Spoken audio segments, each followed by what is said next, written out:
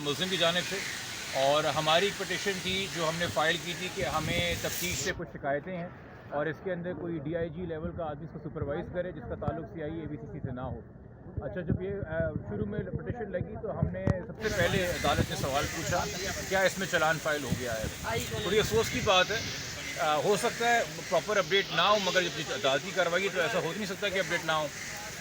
ملزم کے وکیل نے کہا کہ جی یہ اسکروٹنی کے لیے رکھا ہوا ہے چلان، جس کے اوپر میں نے چلان کی کاپی، سرٹیفائڈ کاپی جو میں نے عدالت سے حاصل کی ہے، میں نے ریکارڈ پہ رکھی اور میں نے کہا سر اسکروٹنی بھی مکمل ہو گئی ہے، چلان اب جوڈیشل ورڈکٹ کے لیے سبمٹ ہوا ہوا ہے اور عدالت نے فیصلہ کرنا ہے۔ اس کے اوپر عدالت نے فوراً کارروائی جو ہے وہ سمرائز کی اور انہوں نے کہا کہ اب یہ پٹیشنز مینٹینیبل نہیں ہیں، اب آپ لوگوں کا ریمیڈی اور ریلیف جو ہے وہ ٹرائل کورٹ کے آگے لائے کرتا ہے۔ میں تو یقینی طور پہ چلان کی کاپی لے کے اس لیے گیا تھا کیونکہ میری جتنی بھی انویسٹیگیشن سے شکایتیں تھیں بات فیئر کرنی چاہیے، میں تو کنسیڈ کرنے گیا تھا کہ سر اب چونکہ چلان سبمٹ ہو گیا تو میری ریمیڈی لائے کرتی ہے before the concern trial court. میں نے جب فائل کی تھی تب تک چلان نہیں تھا، تو چلان کے بعد ان کی بھی ڈسپوز آف ہو گئی، کواشمنٹ کی سی پی ایز ناٹ مینٹینیبل، اور ہمیں بھی کہا گیا کہ جو ریلیف آپ کو چاہیے آپ ٹرائل کورٹ میں چاہیے۔ اس کے بعد ایک اور سی پی انہوں نے فائل کی ہوئی تھی، اپلیکیشن لگائی ہوئی تھی کنٹیمپٹ کی۔ اب کنٹیمپٹ آپ کو پتہ ہے وہ عدالت اور کنٹیمنر کے بیچ کا معاملہ ہوتا ہے، اور جو اپلیکنٹ ہوتا ہے وہ تو ہوتا ہے بٹ تیسرے کسی بندے کو فریق نہیں بنایا جاتا۔ بٹ میں اس پہ کھڑا ہوا چونکہ جو اوریجنل پٹیشن تھی جس میں بچی کو سر ایٹ لبرٹی کیا گیا تھا جو کہ 8 جون کو ڈسپوز آف ہوئی تھی، اس میں انہوں نے کنٹیمپٹ فائل کی، تو میں نے عدالت کو بتایا، میں نے کہا سر پراپر طریقہ یہ ہے کہ عدالت سے اگر کوئی کنٹیمپٹ کی بات کی جا رہی ہے تو کم سے کم اس ہائی کورٹ کے ہی تمام تر لیٹسٹ آرڈرز جو ہیں وہ کورٹ کے سامنے رکھا جائے۔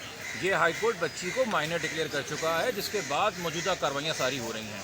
اس کے اوپر عدالت نے 6 ہفتے کا ٹائم دیا اور سمپل بیسک نوٹس ایشو کیا ہے، کوئی شو کاز نوٹس ایشو نہیں کیا ہے کہ آئی او صاحب اور پی جی صاحب بھی آ کے اپنا موقف دیں، اور مجھے بطور وکیل مدعی اسپیشل پرمیشن دی گئی ہے کہ میں وہ تمام ڈاکیومنٹس آف فیکٹس جو میں نے عدالت کو کہا کہ حقائق چھپائے گئے ہیں وہ میں عدالت کے سامنے رکھوں نیکسٹ ہیئرنگ سے پہلے، چونکہ جو بھی اس وقت کارروائی ہے وہ ہائی کورٹ کے لیٹسٹ آرڈرز کے تحت ہے۔ تو یہ بڑی غیر مناسب بات ہے کہ آپ آدھی کارروائی دکھا کے کنٹیمپٹ اپیئر کریں۔ اگر آپ یہ آرگیومنٹ لے رہے ہیں کہ ہائی کورٹ کی انٹیگریٹی کا سوال ہے تو ہائی کورٹ کی انٹیگریٹی ڈیمانڈ کرتی ہے کہ ہائی کورٹ کے سارے آرڈرز ہائی کورٹ کے سامنے رکھے جائیں۔ کیا کوئی ایسی ہدایت ہے کہ جو لاسٹ میں ہائی کورٹ کے اندر جو کیسز چلے تھے اس میں ایڈوکیٹ جنرل کا جو موقف تھا اس کی بھی کوئی چیزیں سامنے رکھی جائیں اس کیس کے اندر؟ آج ایسی کوئی آرگومنٹس نہیں ہوئی ہیں، اس حد تک بات ہی نہیں گئی ہے، صرف انہوں نے کنٹیمپٹ فائل کی ہے، اس سے میں نے کہا کہ سر لیٹسٹ آرڈرز نہیں آئے، اور پلیز نوٹ وہی ایڈوکیٹ جنرل اور وہی پی جی آفس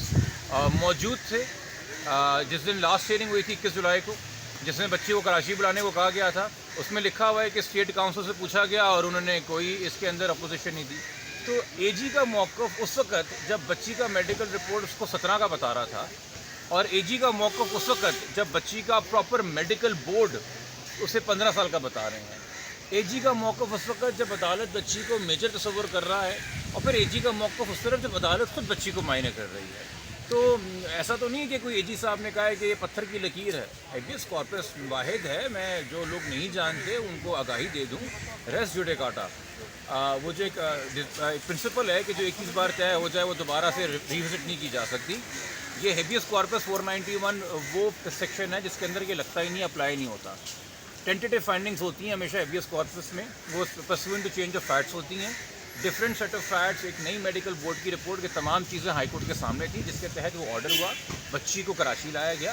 یقینی طور پہ آپ اگر کہہ رہے ہیں کہ آئی او اور پی جی کنٹیمپٹ کر رہے ہیں تو جو بیل خارج ہوئی وہ بھی کنٹیمپٹ تھا کیا ہائی کورٹ کے آرڈر کے بعد؟ یا جو اس کے اندر بچی کو ریکور کرایا گیا، آئی او کو نوٹسز ہوئے اور پھر بچی کو کورٹ میں پروڈیوس کیا گیا اور پھر چائلڈ پروٹیکشن سینٹر بھیجا میجسٹریٹ صاحب نے، کیا پھر وہ بھی کنٹیمپٹ ہے؟ یا اب جو چلان جمع ہوا ہے اس چلان کو پڑھ کے جی ایم صاحب نے کہا ہے کہ اسپیشل کورٹ کا ٹرائل بنتا ہے تو انہوں نے اس کو اسپیشل کورٹ فارورڈ کر دیا بائی ڈی جے، کیا پھر وہ بھی کنٹیمپٹ ہے؟ یقینی طور پہ جہاں جہاں عدالتیں لیٹسٹ آرڈرز سے واقف ہیں عدالتوں کے اور وہ پراپرلی اپنے کارروائی کریں، اور ایون پلیز نوٹ یہ جو اوریجنل آرڈر ہے اس کی بھی بار بار مس ریپرزنٹیشن کی جا رہی ہے۔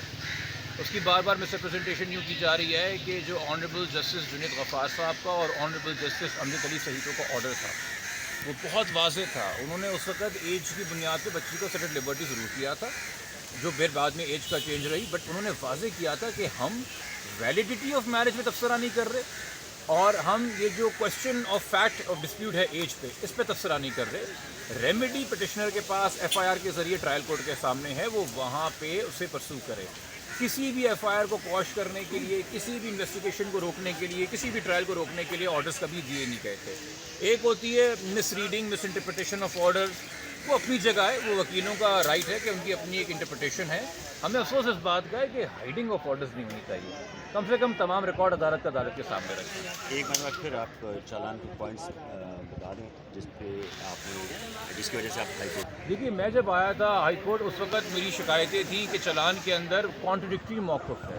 کانٹرڈکٹری موقف یوں ہے کہ پولیس کا اصرار ہے ڈے ون سے، جس دن سے ایف آئی آر کٹی ہے، اور پولیس نے ہی تھرو آؤٹ اس کے اندر سیکشن مینٹین کیا ہے ٹریفکنگ کا۔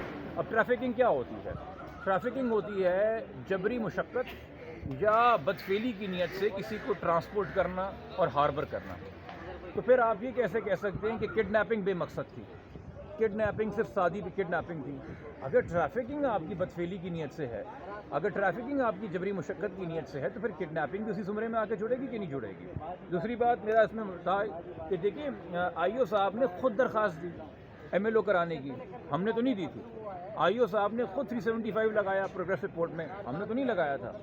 آئی او صاحب نے پھر یہ انٹرپریٹیشن کی کہ چونکہ مجھے ایم ایل او کرانے کی اجازت نہیں ملی تو میں 375 نکال دوں، جبکہ دونوں آرڈر، وہ جے ایم صاحب کا ہو یا وہ سیشنز کا ہو، اس میں لکھا ہوا ہے کہ ہم 375 کے میرٹ کو ڈسکس نہیں کر رہے کہ 375 لگنا یا نہ لگنا، اور اس کے بعد بھی عدالت کہتی رہی اب جان بوجھ کے آپ ایک جج صاحب کے کندھے پہ بوجھ ڈالیں، ٹرائل کورٹ کے کندھے پہ بوجھ ڈالیں کہ جی ان کی وجہ سے 375 نکلا ہے، جبکہ وہ کورٹ خود کہہ رہا ہے کہ ہم 375 کے میرٹ سے بات نہیں کر رہے، ہم صرف ایم ایل او کرانے پہ تبصرہ کر رہے ہیں۔ تو یہ سیلف کانٹرڈکشنز ہیں۔ یہ کانٹرڈکشن جب ہوتی ہے نا، دیکھیں، ایک تو ہے کہ کوئی چیز ریکارڈ پہ لائی نہیں گئی، یا ایک چیز کی کہ جو فیکٹس ہے اس حوالے سے آپ نے پراپر اوپینین فارم کیا۔ جب آپ فیکٹ سامنے رکھنے کے باوجود غلط اوپینین فارم کرتے ہیں تو میلافائڈے ہوتا ہے۔ ہاؤ ایور، جو چلان پوسٹ اسکروٹنی حتمی شکل میں سامنے آیا ہے، اس میں وہ ڈیفیکٹس کیور کیے گئے۔ آپ کا جو سندھ کا کرمنل پروسیکیوشن سروس ایکٹ 2009 ہے، اس کا سیکشن 9 امپاور کرتا ہے پروسیکیوشن ڈپارٹمنٹ کو کہ جب چلان آپ کے سامنے آئے اس کو اسٹڈی کریں، اس کو اسکروٹنائز کریں اور جو ڈیفیکٹس ہیں وہ ہائی لائٹ کریں۔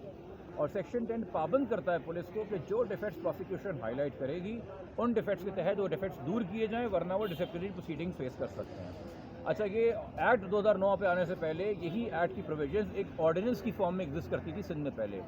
2006 کا سندھ ہائی کورٹ کا آرڈر ہے کہ پروسیکیوشن کو جو رائٹس دیے گئے ہیں اور پروسیکیوشن جو ڈیفیکٹس نکالتا ہے اور اس کے ساتھ جو کمپلائنس ہوتی ہے وہ بالکل پراپر ہے، because the prosecution department is the expert department, اور یہ ریاست بنام ملزم ہے۔ کیس پروسیکیوشن نے چلانا ہے، آئی او نے نہیں چلانا۔ آئی او کا کام ختم ہو جاتا ہے جس دن اسے چلان جا کے پروسیکیوشن کو دے دیا، باقی تو ٹرائل کی پوری ذمہ داری پروسیکیوشن کی ہے، انہوں نے اپنی ذمہ داری پوری کرنی ہے، اسکروٹنی انہوں نے کرنی ہے، ورنہ ان سے بھی سوال ہو سکتا ہے کہ چلیں پروسیکیوشن آئی او کی تو میلافائڈے تھی، آپ نے اپنے اینڈ پہ کیا کیا۔ تو دونوں ڈپارٹمنٹس کی اپنی انڈیپینڈنٹ ذمہ داری ہے، انہوں نے اپنی ذمہ داریاں انڈیپینڈنٹلی پوری کی ہیں۔ اچھا، دوسری بات، آپ کا جو سندھ کا کرمنل پروسیکیوشن سروس ایکٹ 2009 ہے، اس کا سیکشن 9 امپاور کرتا ہے پروسیکیوشن ڈپارٹمنٹ کو کہ جب چلان آپ کے سامنے آئے اس کو اسٹڈی کریں، اس کو اسکروٹنائز کریں اور جو ڈیفیکٹس ہیں وہ ہائی لائٹ کریں۔ اور سیکشن 10 پابند کرتا ہے پولیس کو کہ جو ڈیفیکٹس پروسیکیوشن ہائی لائٹ کرے گی، ان ڈیفیکٹس کے تحت وہ ڈیفیکٹس دور کیے جائیں، ورنہ وہ ڈسپلنری پروسیڈنگ فیس کر سکتے ہیں۔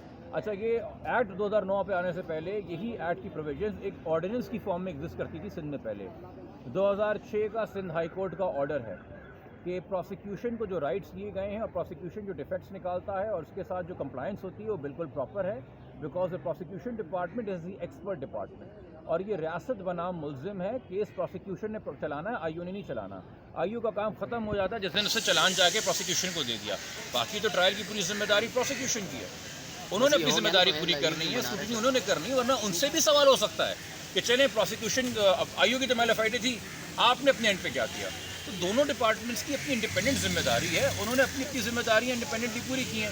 اچھا، دوسری بات، ابھی بھی ہمارے بہت سے خدشات کچھ سیکشنز کے حوالے سے کہ یہ نکاح فورجڈ ہے، اس میں فورجری اور فراڈ اور چیٹنگ کی دفعات ہونے چاہیے، وہ تمام چیزیں گی۔ بٹ جب میں نے چلان پیش کیا عدالت میں نے خود کنسیڈ کیا، میں نے کہا سر اب یہ ٹرائل کورٹ کا معاملہ ہے، وہاں ہماری ریمیڈی لائی کرتی ہے، ایون ٹو دا ایکسٹینٹ کہ میں نے کہا کہ سر میری ایک پریئر ہے کہ دوران انویسٹیگیشن ٹرائل جو ہے وہ ملزم کو نہ ملنے دیا جائے وکٹم سے. اس میں بھی جج صاحب نے کہا کہ آپ ٹرائل کورٹ کے سامنے ریمیڈی اویل کریں. میں نے کہا sir I am guided by your wisdom. بالکل صحیح بات ہے. تو یہ ہے کہ وہ دو پٹیشن اسکواشمنٹ کی خارج ہو گئی ہیں. ہم نے تو خود چلان پیش کر کے کنسیڈ کیا کہ سر ہماری ریمیڈی بھی, چونکہ ہمیں انفیئر گراؤنڈس کے اوپر نہیں ریزسٹ کرنا چاہیے. آپ کو پتہ ہے کہ جب یہ آنریبل جسٹس اقبال کروڑا صاحب کے سامنے سیکنڈ سی پی گئی تھی جس میں بچی کو کراچی لانے کے آرڈر کیے تھے, میں نے کنسیڈ کیا تھا. میں نے کہا سر بچی اس وقت دارالامان میں as per orders of the Lahore magistrate, تو میں اس کو الیگل کنفائنمنٹ نہیں کروں گا. ہمیں فیئر باتیں کرنی چاہیے. ہم آفیسرز آف دا کورٹ ہیں, ججز ڈیفینیٹلی سارے حقائق کی روشنی میں فیصلہ کریں گے. اور کنٹمپٹ کی حد تک جو ہے وہ 6 ہفتے پہ سمپل نوٹس ان کو کیا گیا ہے. اور یہ کورٹ نے ریلائز کرتے ہوئے کہ there are certain orders, there are certain facts جو اس کنٹمپٹ پٹیشن کے ساتھ نہیں لگائے گئے, کورٹ نے ہمیں الاؤ کیا, جس پہ اکیوز نے بولا کہ سر ہم نے تو ان کو پارٹی نہیں بنایا. جس پہ جج نے بولا کہ مجھے پتا آپ نے پارٹی نہیں بنایا, بٹ وی وانٹ ہم ٹو اسسٹ اس, کہ وہ آ کے اپنی اسسٹنس دیں. وہ دینا چاہ رہے ہیں, ان کو دینے دیجیے. یہ آج کی کارروائی ہے. اب اس میں ریمانڈ جو ہے, اگلا جو دوبارہ کسٹڈی ریمانڈ کی میرے خیال میں 20 تاریخ کو آئے گی جی ایم صاحب کے پاس, اور بیل کی جو ہیئرنگ ہے وہ اب منڈے کو ہے 22 تاریخ کو. میرے خیال میں 11 ساڑھے 11 بجے وہ ٹائم فکس ہے میٹر. فی الحال اس میں یہ اپڈیٹ ہے. Thank you. Thank you.